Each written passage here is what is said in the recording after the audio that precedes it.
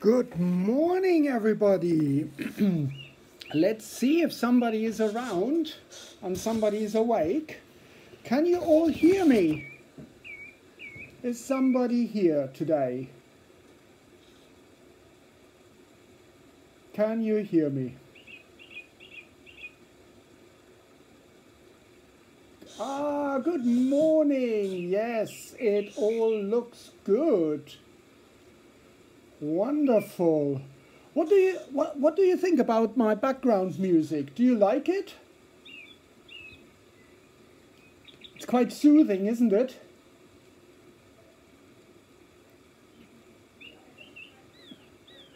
I need to be careful that I don't fall asleep.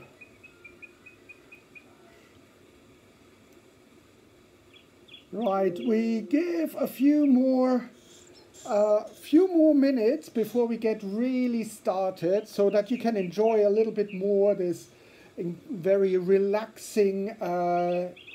No, don't fall asleep. No.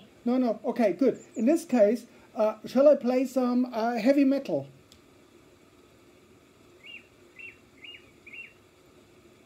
How about Lordy? Hard rock, hallelujah. No? Okay, maybe not.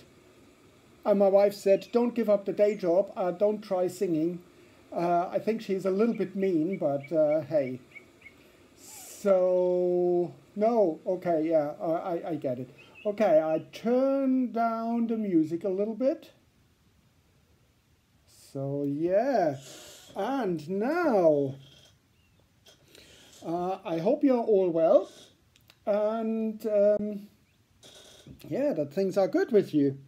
Welcome to our second live stream. Hopefully we are going to have a few guests from outside the university, so I was told. So please don't swear, don't shout, and don't make any rude comments, because otherwise I get it in the neck. Right, what I want to do with you is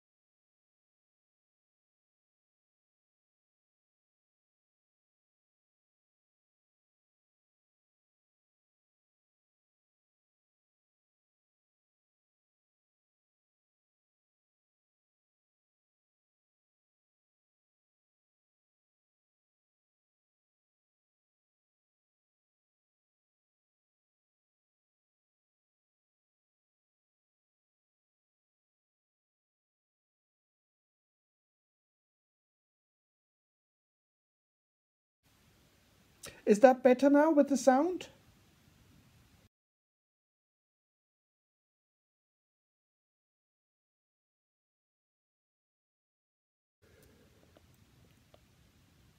It's back. Fantastic. Good, excellent. So no harm done. We're starting on time. Okay. So, we said in the last lecture, we take a sample of something.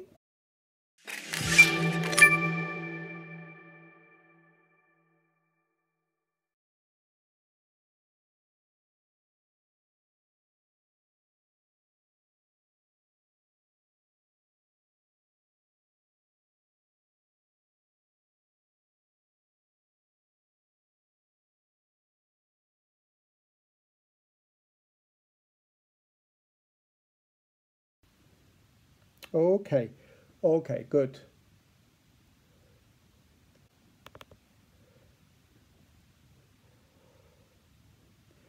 I apologize, it looks like there have been a few problems, but hopefully it's working now. Are we back in business? Can you see it? Can you hear it? These are the wonders of technology, and sometimes it just simply goes wrong. Yep, good. Okay, we're in business. Thank you very much for your feedback. That's really good of you. Okay, we said we take a sample and we measure the mean and the standard deviation. And this then allows us to predict what a population might look like. Population. So from the sample mean, we try to figure out what is the population mean, and we call this mu. And we try to figure out what is the population standard deviation, this sigma. Okay, so hopefully that makes sense. Now, we need to talk a little bit about what actually represents a population. Represents a population. And the really very common thing to explain that is if we have a dice. So here are my famous drawing skills. So here's 1, here's 2, here is 3, and we roll this dice. I hope you are impressed with my drawing skills. And we roll this dice. So what we could get is actually a number of rolls. So we might have 1, 2, 3, 4, 5, and 6. And if we assume that it is a fair dice, we would expect that each number, each count comes up equally often, right? So if I do that loads and loads of times, what I will discover is that how often will my 1 turn up? What do you think? How often does 1 turn up?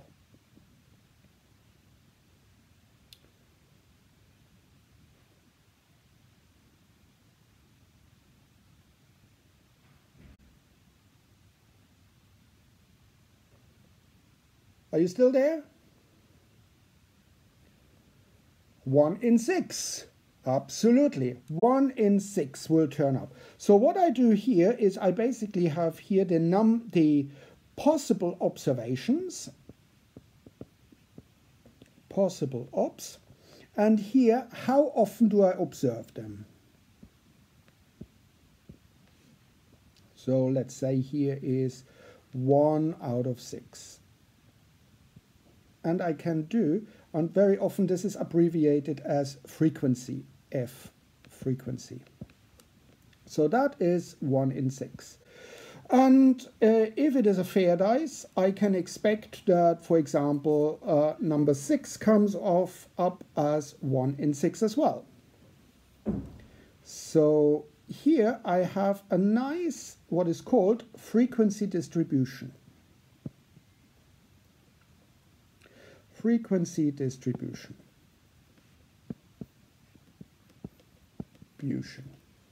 Okay, lovely. What is, I can also say, it is 1 in 6 that a certain number comes up. What is the probability? I can't even spell properly. Probability. Because I can't spell very well in the morning, I just abbreviate that as P. What is the probability that I pick that a 1 shows? Well, it's 1 in 6. So the probability equals 1 in 6 that I get a 1. What is the probability that I get a 5?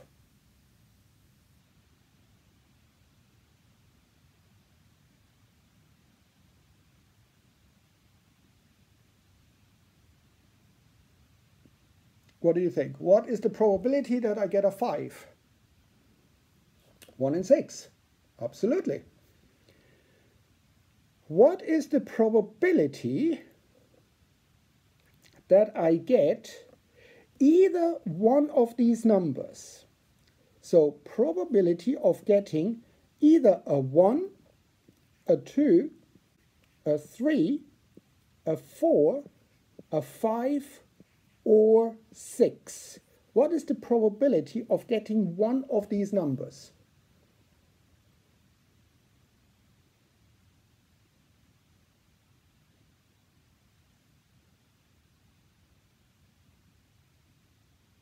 One.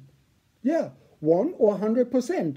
Absolutely right. So this is 100%, or I can say 100% is the same as 1. Absolutely.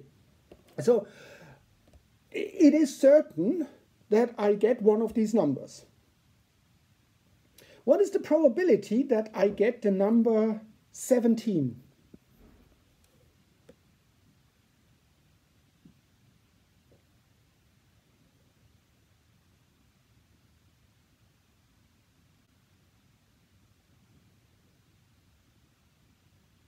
Zero. It's impossible to get 17 with a 6-sided dice. Absolutely right. Okay, here's another one for you. What is the probability? Yeah, I just write P. It's safer. What is the probability that I get either 1 or 6?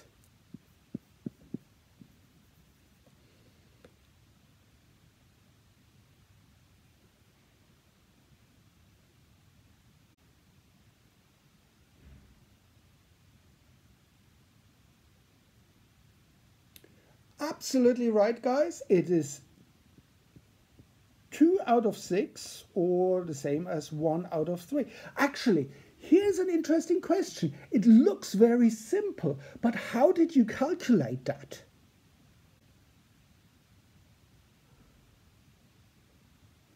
How did you calculate that?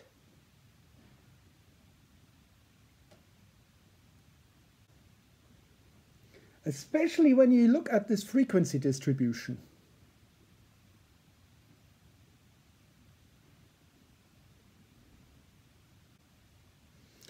Aha! Someone reliable says 1 over 6 plus 1 over 6. And you're absolutely right. It is the area here plus the area here. So we can add these probabilities together. That's quite important. Now, when my son was little, we played a lot of snakes and ladder, and where you have to use a dice. And one day he said to me, I don't like the number 3. So what he did was, actually, he turned the number 3 just by adding 2 dots into the number 5. And it took me a while to figure that out, what happened, because the distribution was very different. Now, here we have, again, our numbers, 1, 2, 3, 4, 5, 6. And what would have been the probability of getting a 1?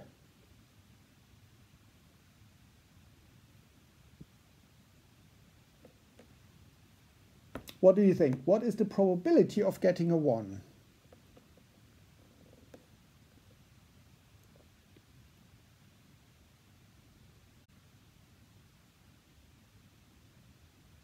One in 6. Tom says, yep. People say 1 in 6. Absolutely. What's the probability? So that's 1 in 6. What's the probability of getting a 2? Would be the same. What's the probability of getting a 3?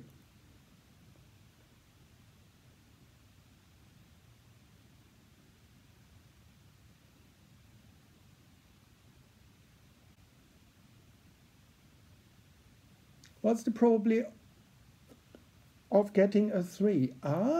People say 0. Well, because he has manipulated it, there is no 3 actually present on the dice. So I would get nothing for a 3. What's the probability of getting a 4?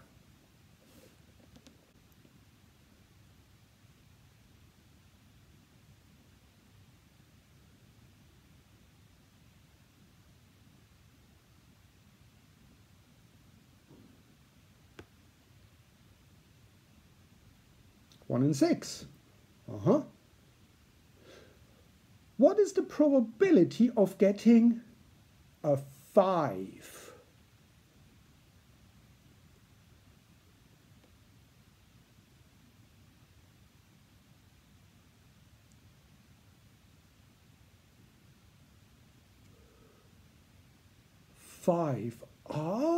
People say 2 out of 6, so it doubles it.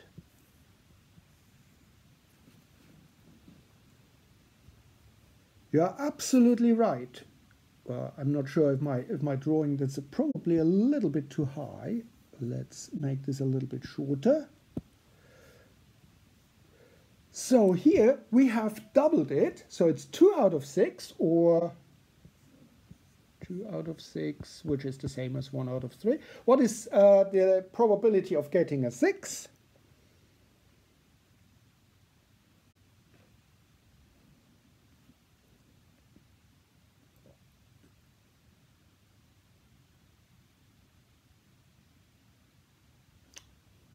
It is again 1 in 6. And what I see here is now a different distribution of the population of my numbers that I could get. So, but again, it is a population distribution. Population distribution.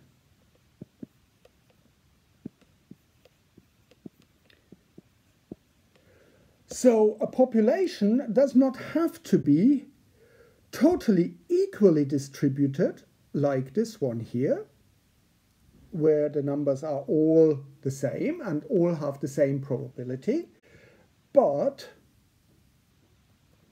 they can be any kind of distribution. So it could be like this and then like this.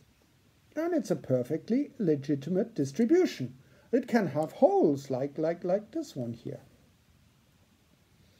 So it's absolutely acceptable. It's quite interesting actually when we not use dice, but when we, for example, use marks of students. So if you, for example, look at, for example, problem-solving questions.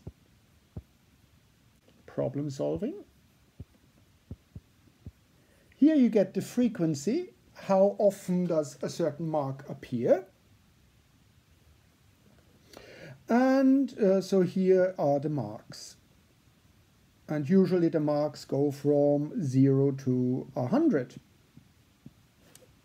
And what you see when you look at these distributions, what you find is for problem solving, you find very often something like that.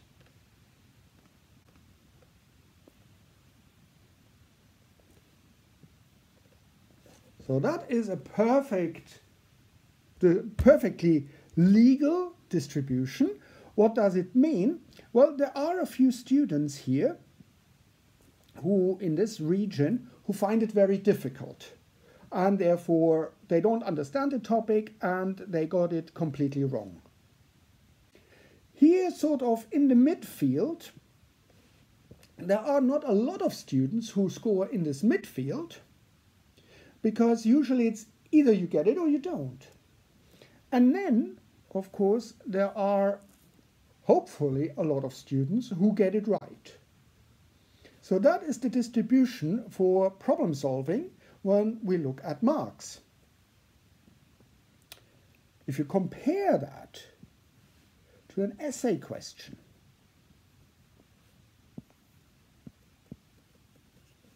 essay question marks, again we have the frequency and we have here the marks,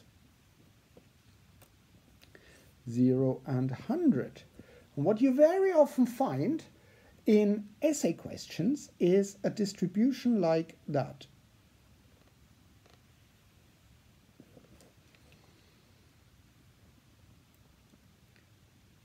And this is basically hardly anyone has not prepared anything, so not a lot of students will get 0.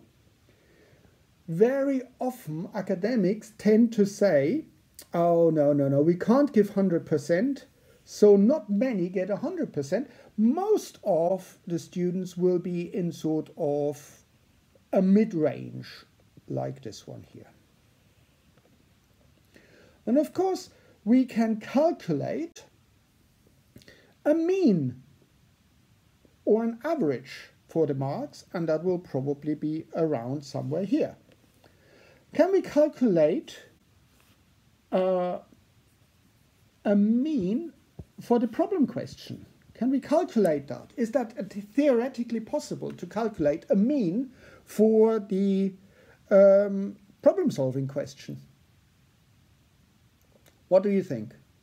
Yes or yes?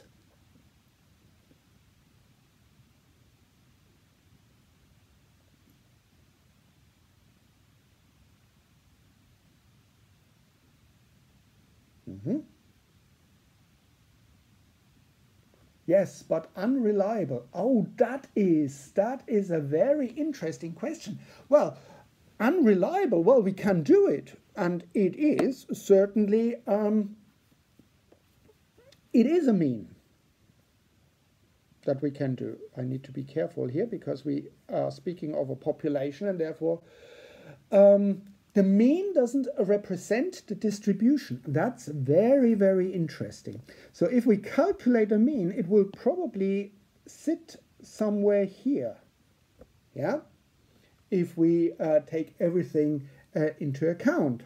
So we need to be aware of that. By the way, if we have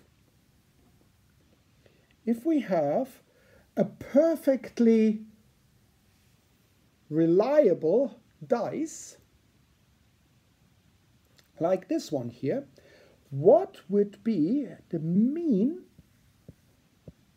of a dice? What would be the mean of a dice?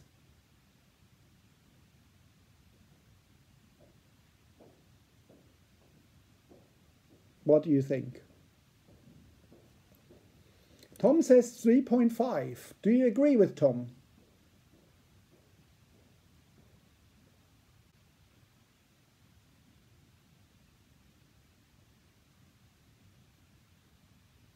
Do you agree with Tom? Is Tom right with the 3.5? Someone reliable? No. Yes. Oh, we have a problem here. Somebody says no, somebody says yes.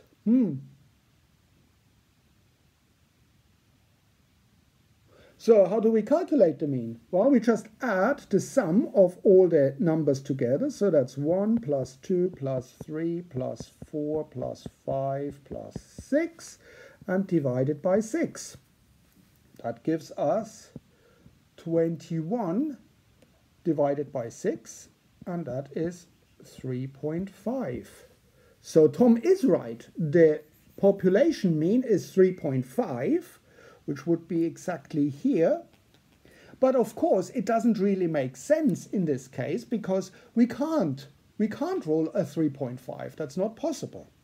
But technically, we do have a population mean, and that is 3.5.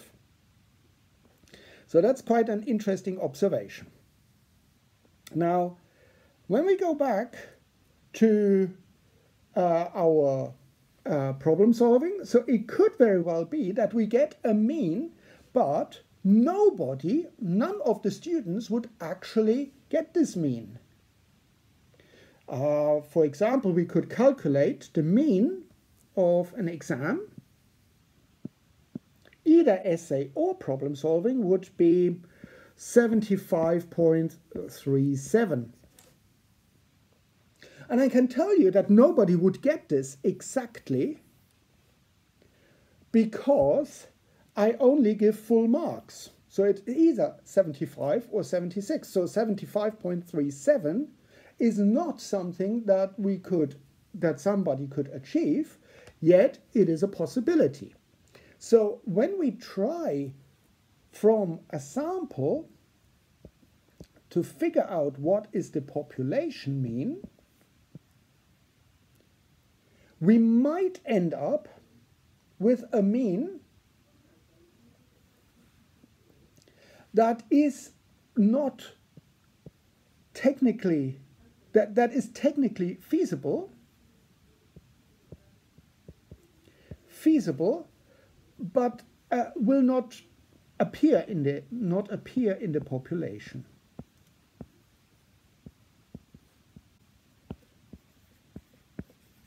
But that's all right. That's nothing to worry about. Now, I just showed you a distribution which very, very often occurs in natural populations. Natural populations. And this is something where we have the frequency and here the data, frequency, and this actually has a beautiful shape like that. Anyone knows what this is called? This distribution? What is this distribution?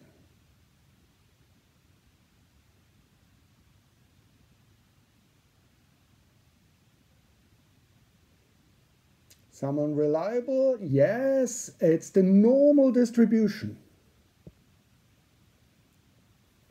Normal distribution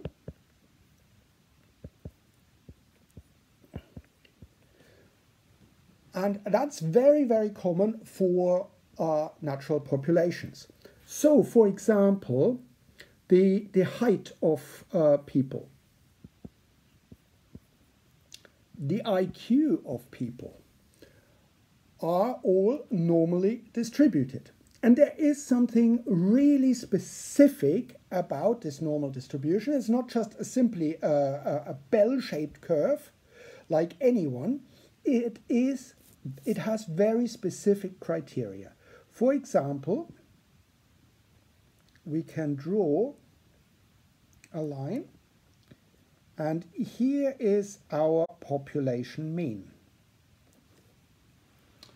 As we said before, it does not necessarily require that anyone in this population reaches exactly this mean, but we can calculate the population mean for that. Another very important thing is that this normal distribution is symmetrical.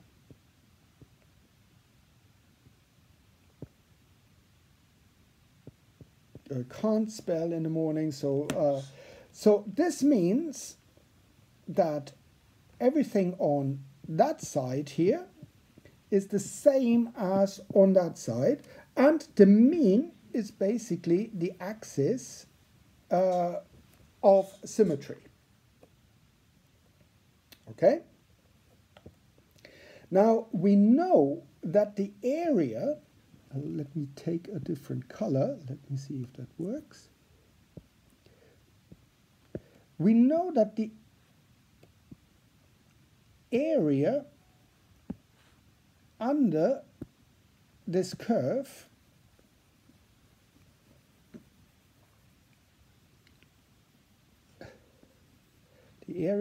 under this curve is the probability of all the data occurring. So what is the area under this curve? What is P in this case of getting any number from this distribution? What do you think? P equals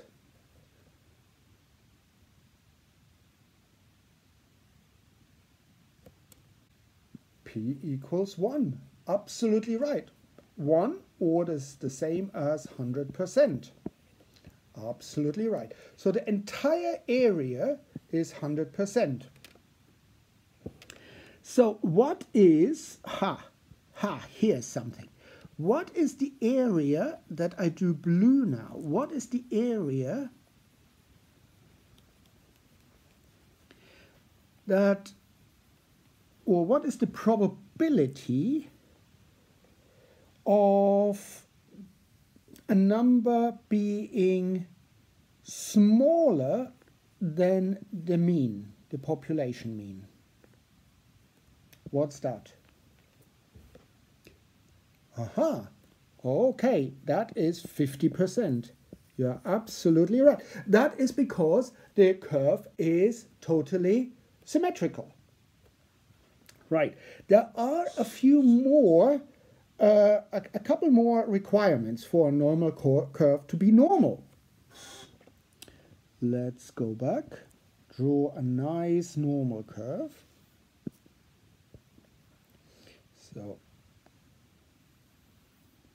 So that's my normal curve. Here is the population mean. And of course we can determine what our population standard deviation is. And we can draw that in. So I can draw population standard deviation. So here, this would be one standard deviation above the mean, and this would be one standard deviation below the mean. And I indicate that with a minus. I can do that also for two standard deviations, like that.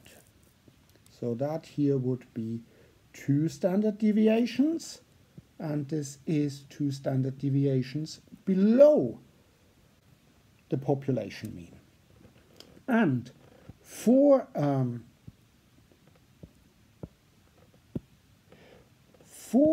a normal distribution, we know that 68%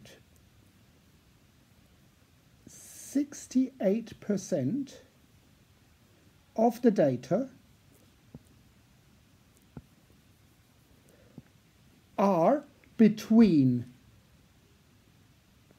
one standard deviation below the mean and one standard deviation above the mean. So the probability of P getting a point between -1 sigma and +1 standard deviation is 68%.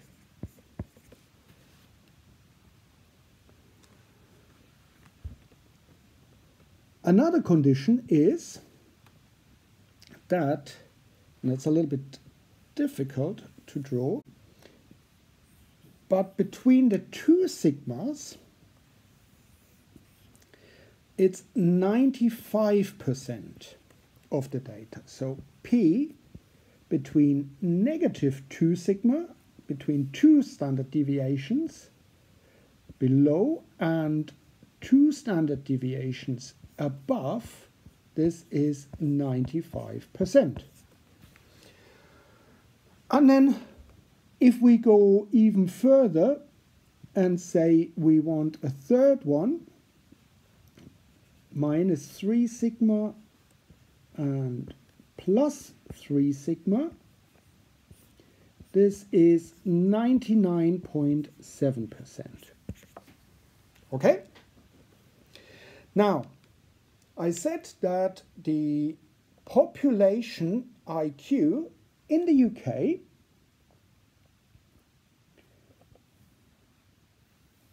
let's do the UK.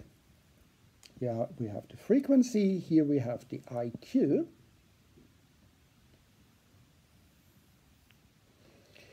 we have something like that. It's normally distributed. And does anyone know what the UK mean of the IQ is? What is the IQ in the UK? The mean.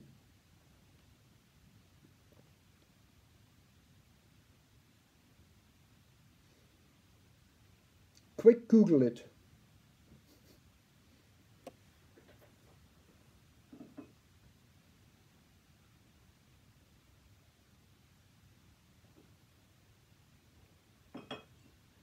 What is the mean of the IQ in Britain? 120?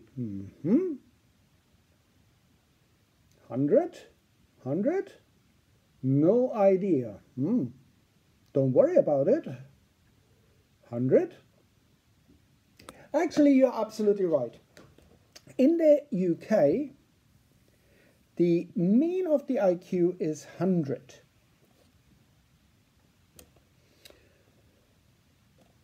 And the standard deviation,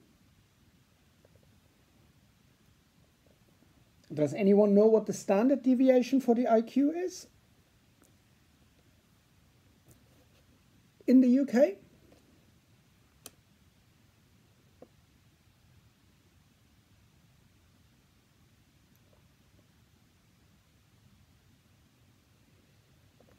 So 1 standard deviation and -1 standard deviation.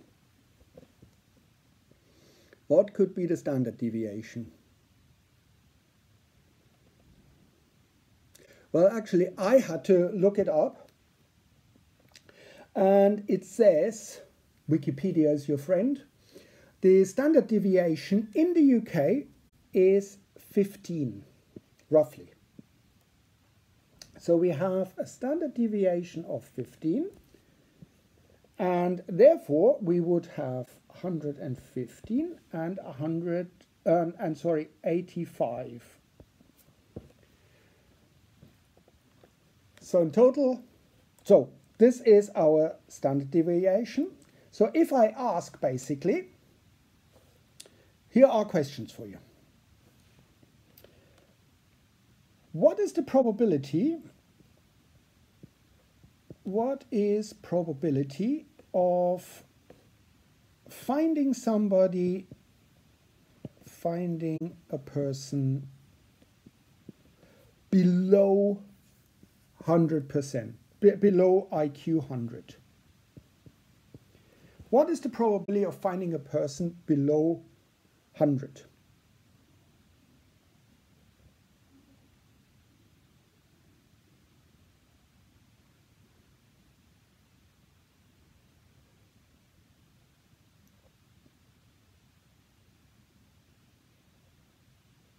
Alana says 0.5, 50%, 50%. Yeah, you're absolutely right. For that, we just simply look at it, what's in this region, and we know that it is symmetrical, so it is 50%. Totally right. What is the probability for somebody's IQ to be between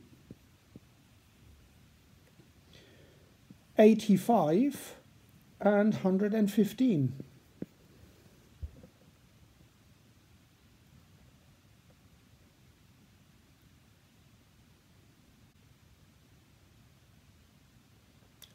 What is the chance of finding somebody between 85 and 115?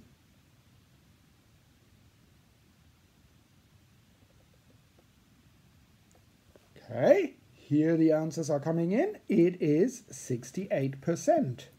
Absolutely right. Why? Because we are looking at this range here, and we know that in a normal distribution, this is 68%. Absolutely right. Okay, now, what is the probability? What is P for finding somebody with an IQ larger than 115. What is this probability?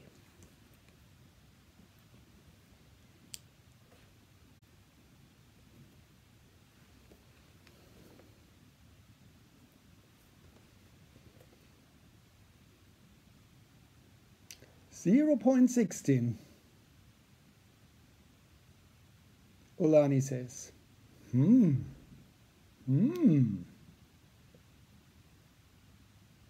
Give me some more answers. 16%?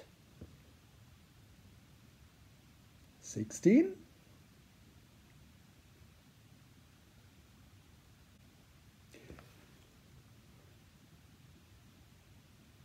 You are absolutely right. It is 16%. What are we required to do? Actually, let's break that down. We are required to find everything that is larger than this region here. Okay? How do we do that? Well, we don't know actually how big this is here. But what we do know is that we have here this part here of this the curve, this area here. We know that this is 50% because it's symmetrical. We also know that this part here is 68%. And because it is symmetrical, we know that this part here is 34. And this part is 34%. Okay? So what we need to do is we just simply add this one here that we have and add this to this one here. So it is 50 plus 34. That's 84%. 84%. That's the part that we don't want. And we know that the entire curve is 100%. So our green bit would be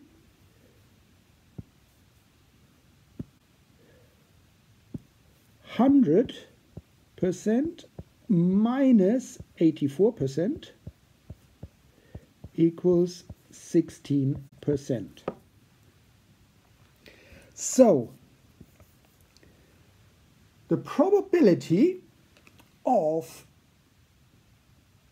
speaking to somebody with an IQ of 115 or higher, so P of IQ 115 or higher,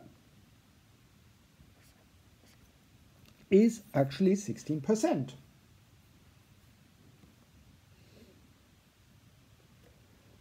Let's draw another curve.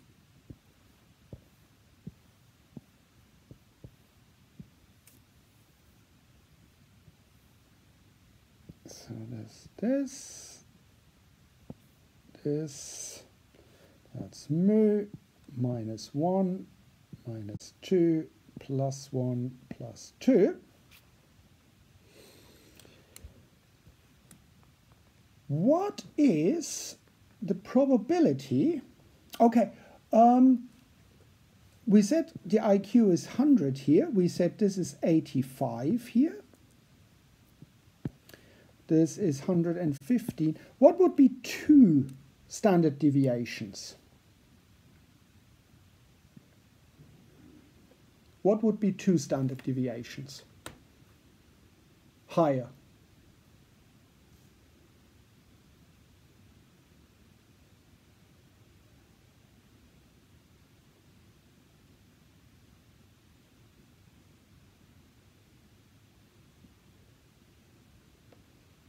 What do you think? What is higher? And Alana says, she is absolutely right. We are between 70 and 130. Between 70 and 130, because it is 2 standard deviation for the lower and 2 standard deviation for the higher. And we said the standard deviation was 15. Absolutely right. Between 70 and 130. Now, what is the probability P of an IQ larger than 130? What is the probability of this? So what we are basically looking for is this probability here.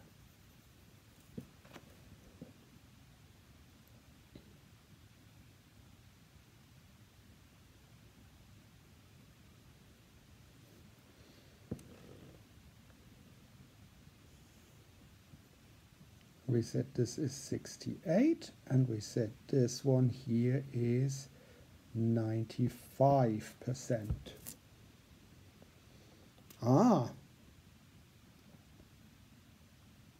So people are saying the probability is 2.5%. And you're absolutely right. How did you do that? Well, again, we know that this part here is 50%. We know that this part here, take a different color, that this part here is half of 95%, which is 47.5, and people are already showing me how they did the calculation. So we know that this part that we don't want is basically 50 plus 47.5, and that is 97.5%. So that's the part that we don't want, and therefore the red part is 100 minus 97.5%, and that is, as people say correctly, 2.5%. So, finding somebody with an IQ higher than 130, the probability is 2.5%. What about P of the probability of an IQ which is smaller than 70%?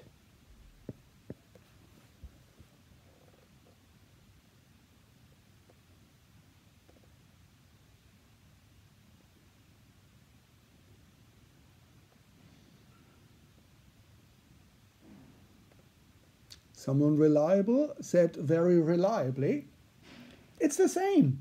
It's also 2.5%. It's this bit here.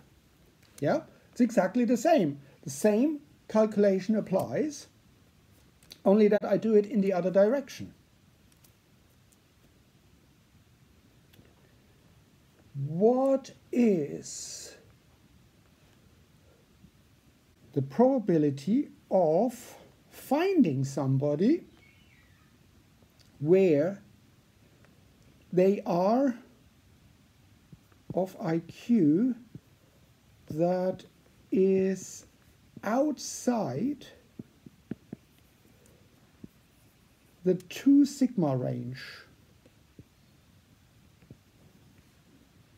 With the 2 sigma range, I mean between 70 and 130. So IQ is either lower than 70 or IQ is higher than 130. What is the probability of that?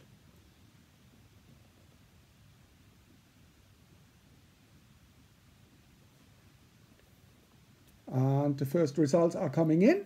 You are absolutely right. It is 5%. So what we've done here is we basically ask, what is this and this? So what you see is that we can add these things together. Now with the IQ, there is something really, really interesting. And in the next lecture tomorrow, I will go a little bit into more detail. But first of all, which nation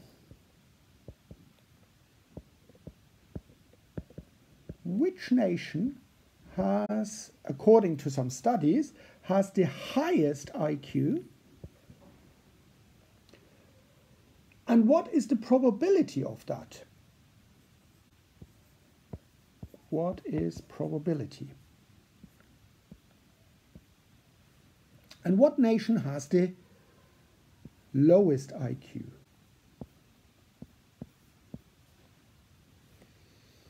Tyro says Hong Kong.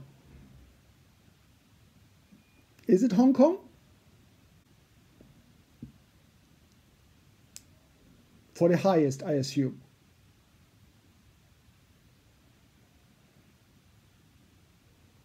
Singapore? Mm-hmm. Shall I tell you what?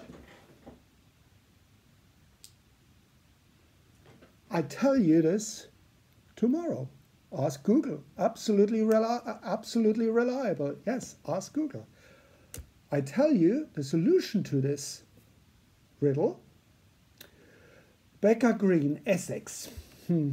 Well, if Essex was a nation, I would agree with you. Oh no, there are lectures tomorrow, but not next week.